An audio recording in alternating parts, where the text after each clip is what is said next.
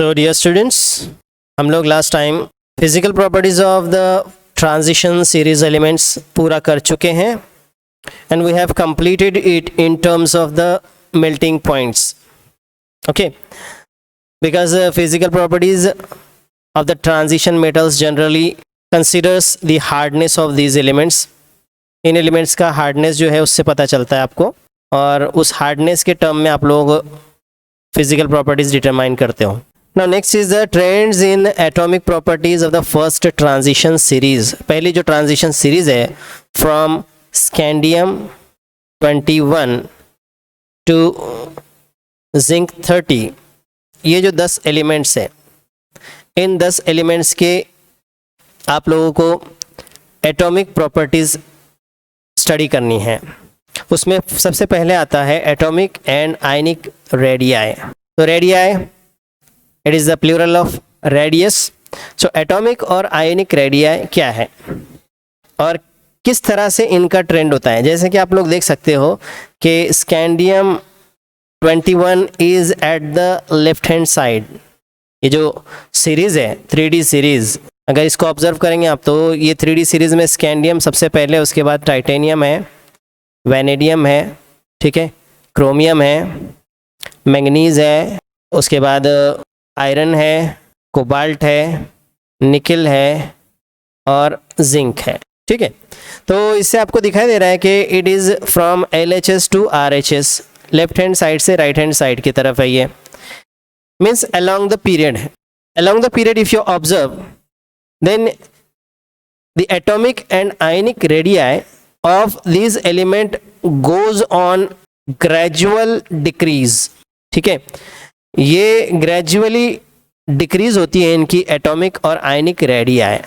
So why the atomic and ionic radii gradually decreases? As we are observing the atomic numbers are increasing by 1 unit. जैसे scandium 21 है, titanium 22 है, vanadium 23 है, फिर उसके बाद 24, 25, iron 26, cobalt 27, nickel 28, copper 29 और फिर जिंक 30. तो एटॉमिक नंबर तो एक एक यूनिट से बढ़ रहा है, लेकिन why the atomic and ionic radii gradually decreases. ठीक है, इनके जो एटॉमिक रेडियाई है या आयनिक रेडियाई है ये ग्रेजुअली डिक्रीज क्यों होते हैं, कम क्यों होते हैं, उसके रीजंस हैं यहाँ पे. पहला reason, the last field electron enters the penultimate n-1d subshell. The meaning of penultimate जो होता है ये होता है लास्ट बट वन. पेनल्टीमेट का मीनिंग आप अगर लेंगे तो इसका मीनिंग होता है लास्ट बट वन, आखिरी से पहले वाला. And as you observe the 4s is the outermost, उसके अंदर होता है 3D, that is the penultimate.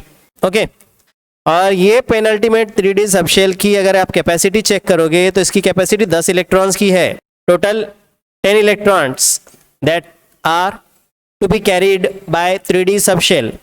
तो 3D सबशेल में 10 इलेक्ट्रॉन्स है, ये ग्रेजुअली बढ़ा जा रहा है. जैसे कि स्कैंडियम में एक ही होता है, फिर आगे बढ़ेंगे टाइटेनियम उसमें 2 आ जाते हैं, वैनेडियम में 3 आ जाते हैं, उसके बाद क्रोमियम के अंदर 4 आ जाते हैं, एक्सेप्शनल होने की वजह से 5 आ जाते हैं उसके अंदर, फिर नेक्स्ट वन मैंगनीज में 5, फिर अगले में 6, 7, 8, 9 और जिंक पे पहुंच के ये कंप्लीट फिल होता है.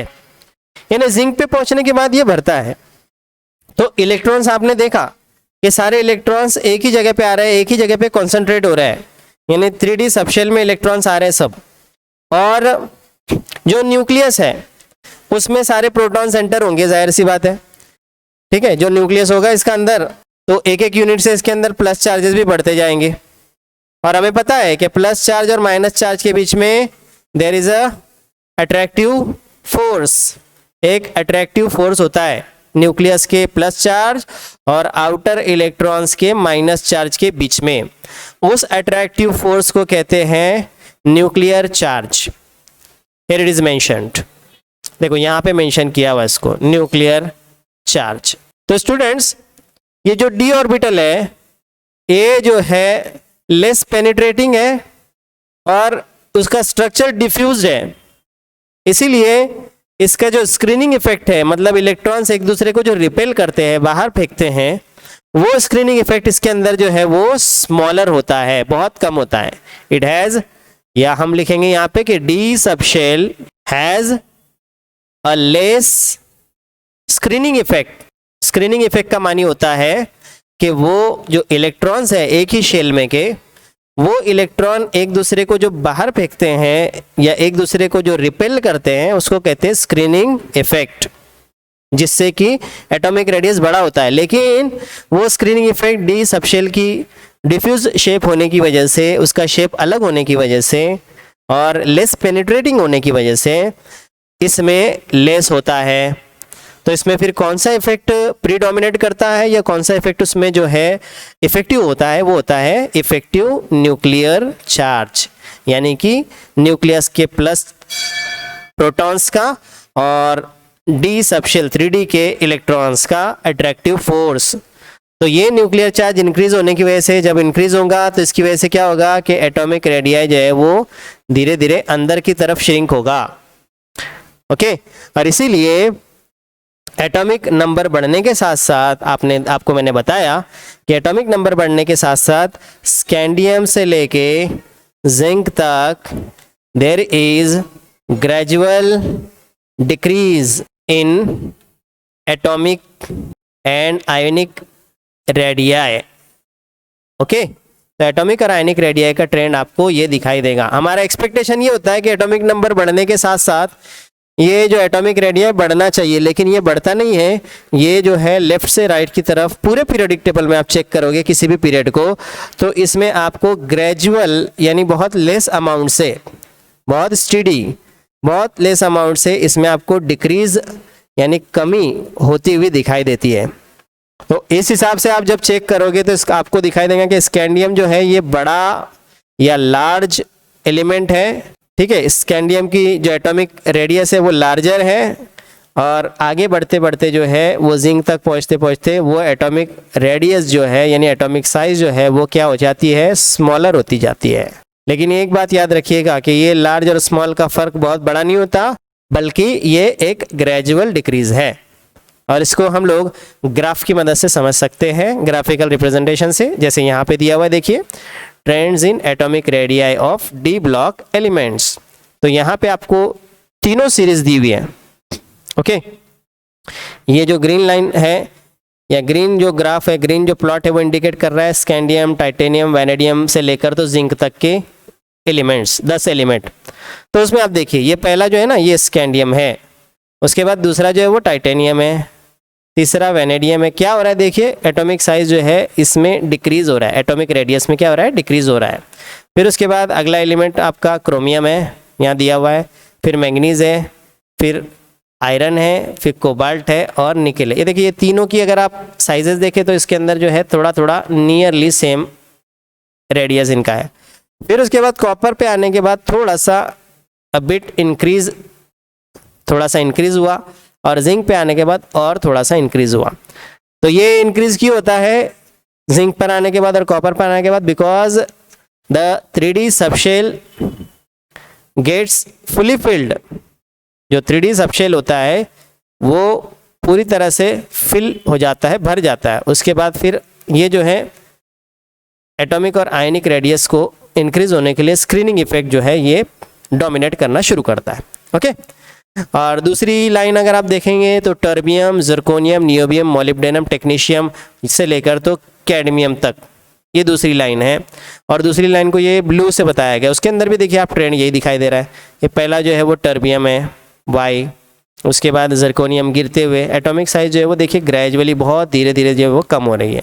और तीसरा जो है रेड ब्रेकिंग लाइन आपको बतला रही है from lanthanum to the mercury, ये 10 एलिमेंट्स का ट्रेंड। तो इसमें आपको आप लोग देख सकते हैं कि the decrease is there but the decrease is gradual one. देखिए कितना थोड़ा थोड़ा फर्क है, पहले शुरू में थोड़ा सा फर्क ज़्यादा होता है लेकिन बाद में आप देखेंगे तो there is a gradual very less difference in the atomic and ionic radii. Okay, now we can observe the atomic properties of this first transition elements by this table.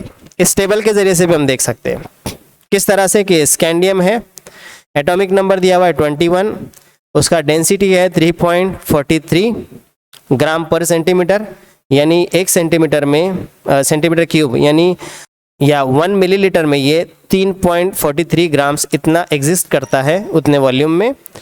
और मेटेलिक स्टेट में यानी atomic form में, अपने atomic state में इसका जो atomic radius है वो 164 है। Picometre, you all know picometre is the smallest unit और one of the smallest unit to indicate the atomic radii.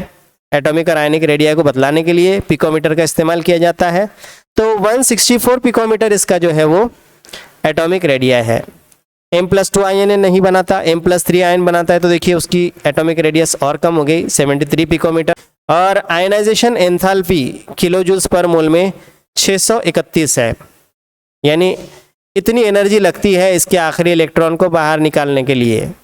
दूसरा एलिमेंट आप देखेंगे टाइटेनियम, एटॉमिक नंबर 22, डेंसिटी इससे ज़्यादा है लेकिन एटॉमिक रेडियस जो है वो इससे कम है 147, करीब करीब 20 का फर्क है। M+2 आयन इसका नहीं बनता, इसके लिए नहीं दिया हुआ है। M+3 आयन इसका जब बनेगा तो 67, ठीक है, 6 का फर्क है, 6 पिकोमीटर का फर्क है। और आयनाइजेशन एंथैल्पी भी बढ़ जाती है इसकी। आपको पता है जब साइज डिक्रीज होंगी तो आयनाइजेशन एंथैल्पी आखिरी इलेक्ट्रॉन्स को निकालने के लिए जो लगने वाली एनर्जी है वो इंक्रीज होना लाजमी है। वेनेडियम में आप देखेंगे 23 एटॉमिक नंबर है उसका, और डेंसिटी आप ग्राम पर सेंटीमीटर क्यूब में देखेंगे तो बढ़ती हुई इंक्रीज है डेंसिटी। लेकिन एटॉमिक रेडियस इसका देखें तो 135 है ना, 10 से ज़्यादा एटॉमिक डिफरेंस है इसका दोनों के बीच में, एटॉमिक रेडियस के बीच में। और M+2 आयन अगर इसका वेनेडियम का बनता है तो 79 उसका आयोनिक रेडियस होता है, यानी उसके आयन का जो रेडियस है उसे आयनिक रेडियस कहेंगे, वो 79 होता है। और अगर M+3 एक इलेक्ट्रॉन फिर से इसने अगर डोनेट किया और M+3 का स्टेट अगर तैयार हुआ तो 64 इतना पिकोमीटर इसका आयोनिक रेडियस बन जाता है। और देखिए अब यहाँ पे इसकी जो आयनाइजेशन एंथैल्पी है वो आयनाइजेशन एंथैल्पी और कम हो जाती है, ठीक है, यानी पिछले वाले से ये आयनाइजेशन एंथैल्पी थोड़ी सी कम हो जाती है, डिक्रीज हो जाती है। ओके, फिर क्रोमियम के अंदर अगर आते हैं तो 24, डेंसिटी और ज़्यादा है इसकी। आप अगर एटॉमिक रेडियस को देखेंगे तो 129, अब ये डिफरेंस कम होता जा रहा है, देखिए 5 का या 6 का डिफरेंस हो गया, ये 6 का डिफरेंस है। फिर उसके बाद अगर आप देखेंगे तो 2 का डिफरेंस है, उसके बाद अगर आप देखेंगे तो 1 का डिफरेंस है, फिर 1 का फ़र्क है, उसके बाद सिमिलर है बिल्कुल 0 का डिफरेंस, फिर उसके बाद अब बढ़ते हुए अब +3 का फ़र्क, और उसके बाद जो है ये +9 का फ़र्क, ठीक है। तो कहने का मतलब ये है कि इस तरह से इरेगुलरिटी भी ट्रेंड्स के अंदर जो है ये पाई जाती है। और ये जो लाइन दिखाई दे रही है आपको वो एटॉमिक रेडियस बतलाती है, और M+2 आयन और M+3 आयन की आयनिक रेडियस, और उसके हिसाब से यहाँ पर आयोनाइजेशन एंथैल्पीज यानी आयन बनने के लिए या इलेक्ट्रॉन्स को खींचने के लिए बाहर से लगने वाली एनर्जीज।